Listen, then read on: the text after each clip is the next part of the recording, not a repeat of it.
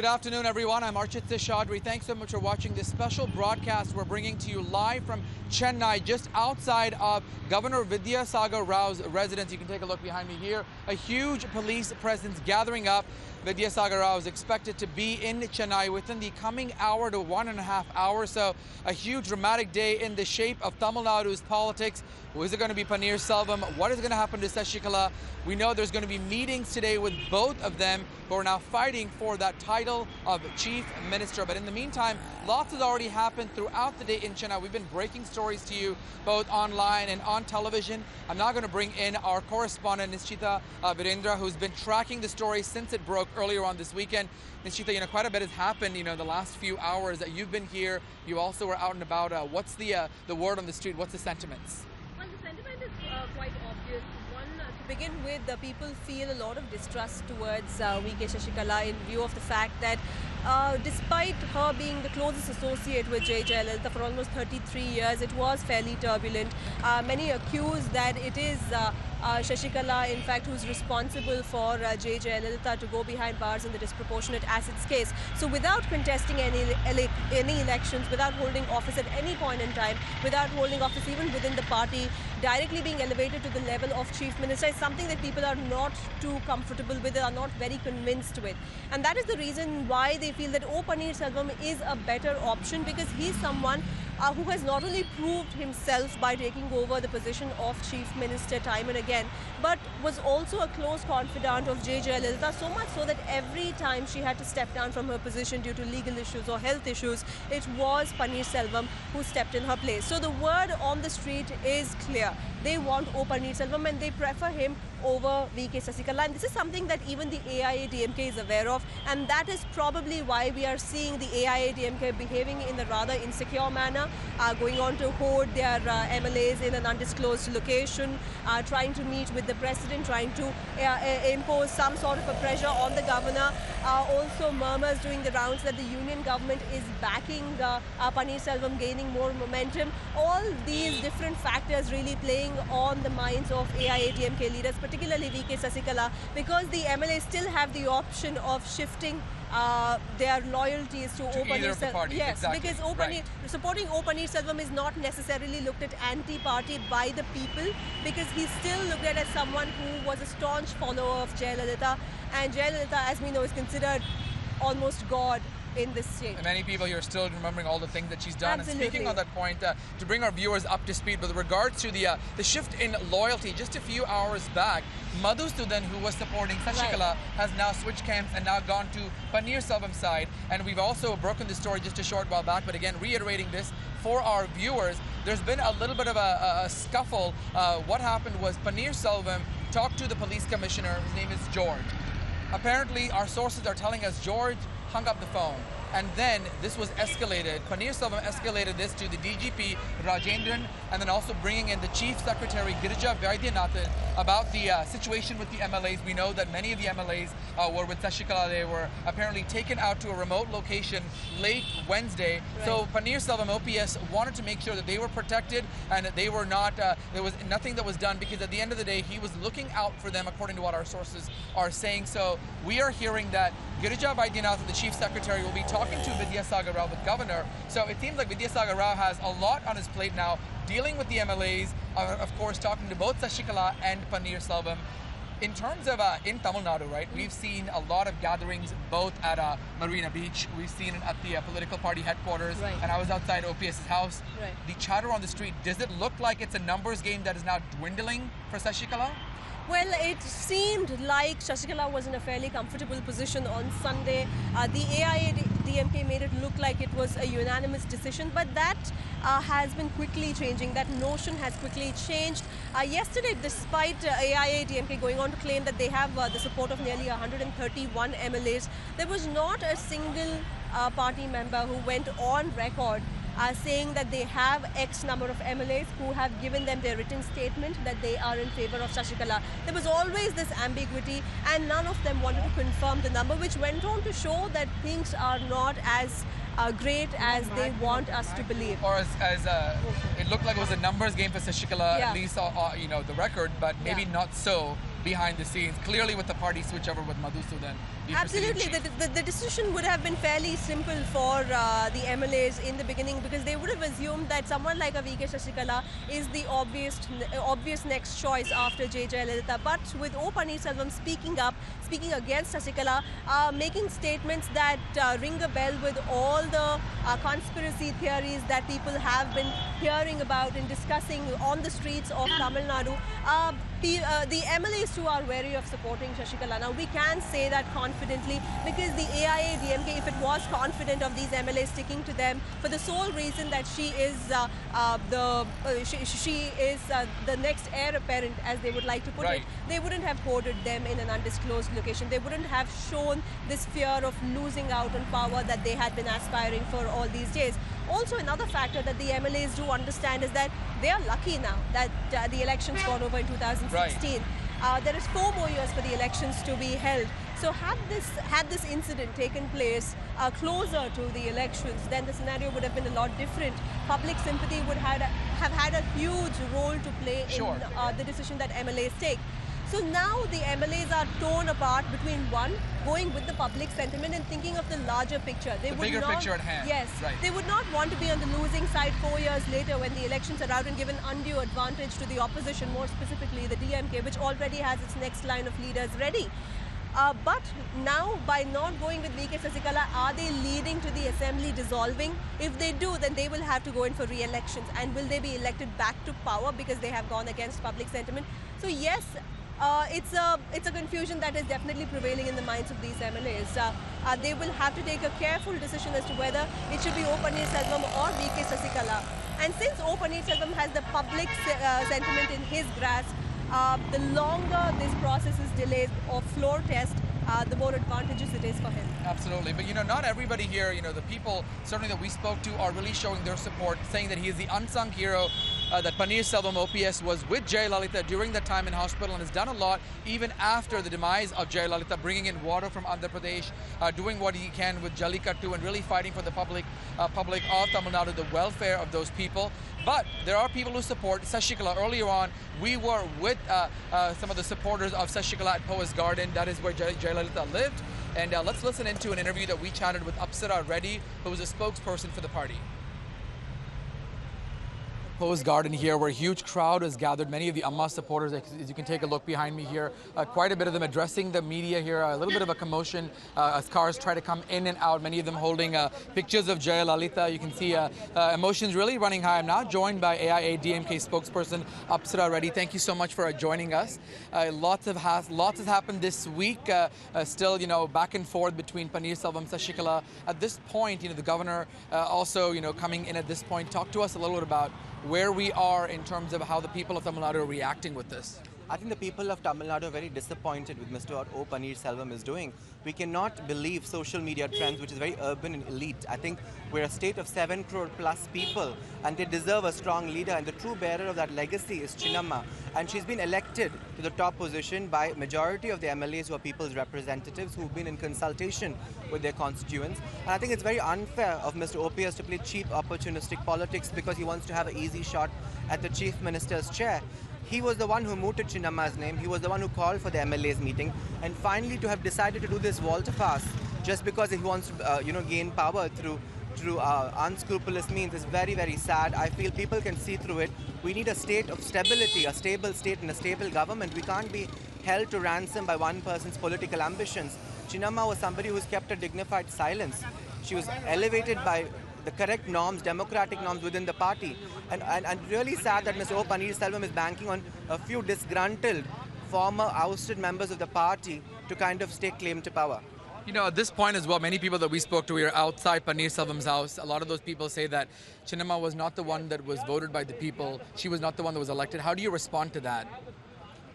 Chinnamma is somebody who's been with Madam Jayalalitha for 33 long years. I think she served in as her confidant, as her aide, and she looked after Amma even during her political wilderness. Shashikala Madam has nurtured her before she became the great Purachi Televi Amma. Chinnamma has been with Madam Jayalalitha for the time immemorial. And I think it's unfair to say she's not been nurtured or mentored by Amma, because Amma took her to every leadership conclave, every election rally, everywhere. O. Selvam was just elected, even selected by Madam Jayalalitha to be a stopgap chief minister.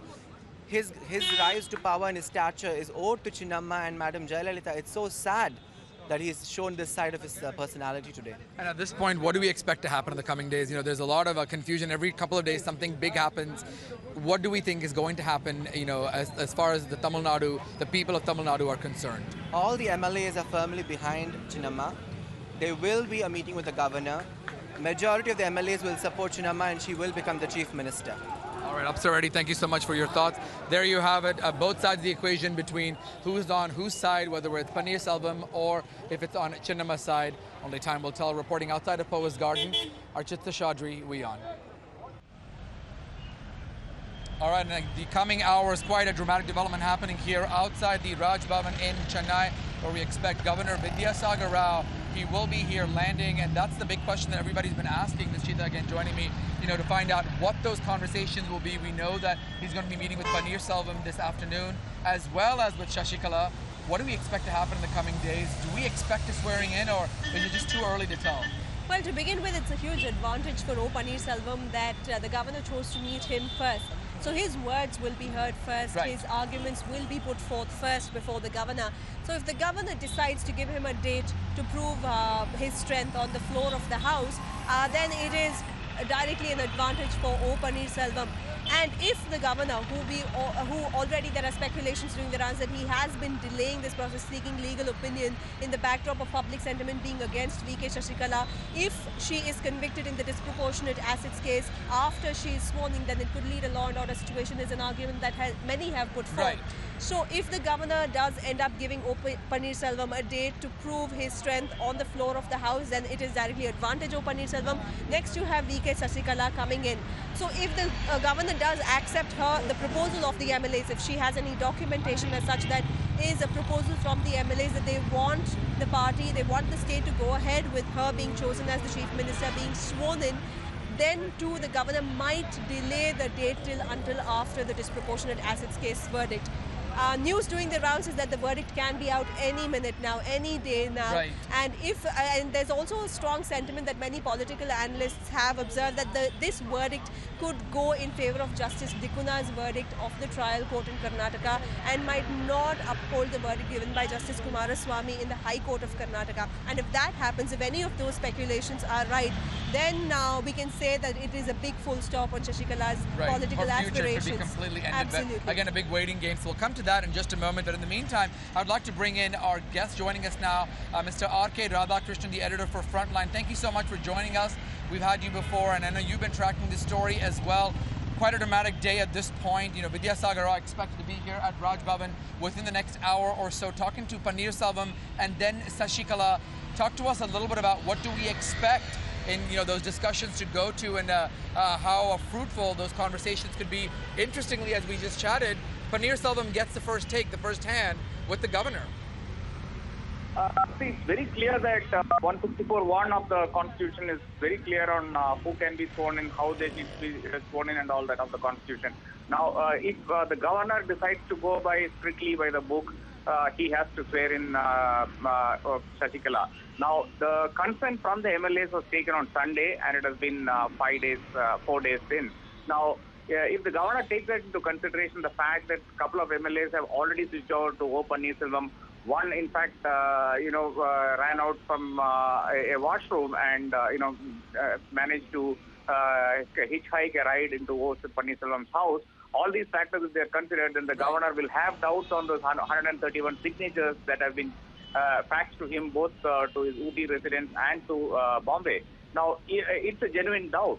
So that is why I think he wants to check with O. Paneer Selvam at 5 p.m. before he meets Shashikala at 7:30 p.m.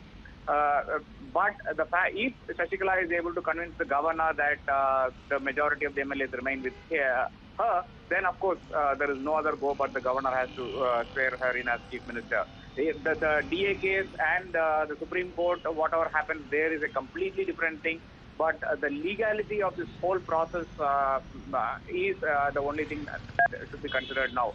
Do the MLAs support Shashikala? Do at least 118 MLAs support Shashikala? That's the only question the governor has to consider now. Is he convinced that all these MLAs are supporting? In which case he has to swear her in.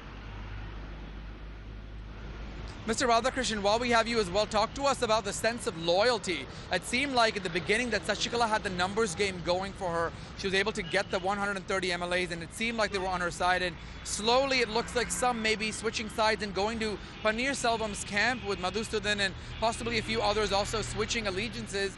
What does it have to say about the unity and going forward? Could Paneerselvam, who seems like he has the people's support of Tamil Nadu, could he also bag the MLAs needed for him? And that is the big puzzle that everyone is sort of waiting to find out. Could he also get not only the people's support, but also the support of the MLAs? See, the problem in this case with Paneerselvam happens to be the fact that, all the symbols of power in the ADMK headquarters, the television channel, which is Jaya TV, the Poise Garden residence, which is the symbol of power in the ADMK today, is all with Sashikala. So given that the entire structure is with Sashikala, Paneerselvam has a very long and very arduous task at hand to convince the MLAs and the MPs that he is the person who needs to represent them, and he is the one who has been chosen by Jayalalitha to be the leader in her absence. Now, he has convinced a few people, it seems, and that is the reason why people are moving over to his side. And this is not an exodus, obviously. It is just one person at a time, trickle, so to speak. There are only two ranking leaders right now with them. One is, of course, the person who moved the day that Paneerselvam decided to break ranks, Dr. V. Maitreyan. He has been a three-time member of parliament. He was a Rajya Sabha MP, and he was close to Jayalalitha for about 10, 12 of those years. The next is Madhusudan. Now, we have to wait and see how this does it become an exodus at all, or if it's going to be a trickle. Trickle will do because he needs a minimum of 18 people to break ranks, and then Sashikala's dream of becoming chief minister is gone. And, with that, you mentioned as well, earlier on there was an episode with the removal of the police commissioner, the conversation that happened with OPS as well as some of the other senior members here to try to, when OPS talked about the safety of the MLAs, and it seemed like that is also now going to sort of be in the governor's hand. Are we expecting the governor to talk about that with Paneerselvam in the coming hours? Bring us up to speed with regards to that little discussion that we broke earlier. What happened apparently, according to people in the OPS camp, is that the chief minister had rung up the commissioner of police and asked him to provide security to the MLA so that they are not kind of kidnapped and kept in the safe haven somewhere on the East Coast Road. Now, the police commissioner apparently banged the phone down on him. He cut the call. Now, it is not up to the police commissioner to do that. It is insubordination to do that. Never mind that Paneerselvam is an acting chief minister. He can be a lame duck chief minister or whatever. But then this is concerns the security and safety of the MLAs. They are all citizens of India, and it is the bounden duty of the police and, of course, the chief minister, who also handles the home portfolio, to provide for their security. The chief minister later summoned the director general of police and the chief secretary to discuss the issue, and he has also made clear to them that the governor has made it clear that Paneerselvam, the chief minister, can do anything to protect the MLAs who are also citizens of the state. Now, Rajendran, the director general of police, seems to have disagreed with this view, saying that it's an internal affair of the AIDMK party and the police should not interfere. But the chief secretary was of the view that if the governor has said such a view, he will check with the governor and issue necessary orders to transfer the commissioner of police.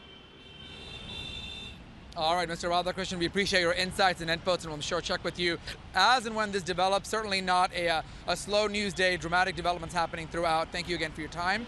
With that, let's now go to our correspondent, Jessica Taneja, who spoke to some officials in New Delhi. So the action is not just in Chennai. Let's go and listen into some of the reaction coming in from lawmakers in the nation's capital. Now we are with Mr. Veerappa Moily, who is the former law minister of the country, and we're going to talk to him about how Tamil Nadu will look like when the governor reaches Chennai, and to discover what the situation of the law and order of the state will be from here on. So my first question to you is, in a situation like this, when there is a political turmoil in a particular state and the governor has to finally intervene and settle the situation, what situations have there been in the past and we are likely to expect with this? Uh, I'm not posted with regard to the ground situations there. The O. Pannirselvam is a chief minister now. He has been elected by the legislature party. That is on record on the newspapers and all the facts which is available before us. The question is that now he doesn't want to step down. The question is whether in the meanwhile it seems that he has tendered resignation, and she was Mrs. Shashikala Natarajan has been elected as a leader. That is on record. Now, Sri O. Pannirselvam says that I will not step down. That means to say, as on today, I don't think the Pannirselvam has tendered his resignation to the governor. These are the perplexed situations. If he has already tendered his resignation to the governor, he should have accepted it. On record, it appears to me that it has not been accepted. If it had not been accepted and he wants to resile from that, according to me, he is entitled to it. And he can assert that any cost, under any circumstances, there is a constitutional crisis where the governor has to intervene. Here, the governor has no right, according to the Supreme Court decision on Bommai case. Governor himself cannot take this kind of a decision. Bring our viewers up to speed. There was quite a bit of action happening actually right outside the Raj Bhavan here by the governor's residence. There was a protest happening. A lot of Shashikala supporters were out here, but the police have now, as we understand, have escorted them out. And earlier on this afternoon at Poa's Garden, a huge crowd gathering there to show their support, including one of the spokespersons for the party, Apsara Reddy. We listened to her earlier. So again, for those of you just joining us, a little bit of a protest situation happening here outside the governor's residence. He is expected to land in Chennai and make his way here, where he'll talk to OPS and Shashikala later on this afternoon. But before we wrap up, let's listen into some reaction from a BJP leader from the state of Tamil Nadu. Political field is in a such confused state, and even the leaders are not with a clarity, and even these assembly members are not seen anywhere, and even the caretaker CM is telling that he was threatened and he wanted to get back the resignation. Then Shashikala is telling most of the MLAs are with them and she wants to rule. Even the caretaker CM is telling no, he will prove the majority. So in this situation, how can a governor act? And that is our bulletin for right now. We will be right back right after this. Stay tuned for WION for more updates and live coverage from Chennai.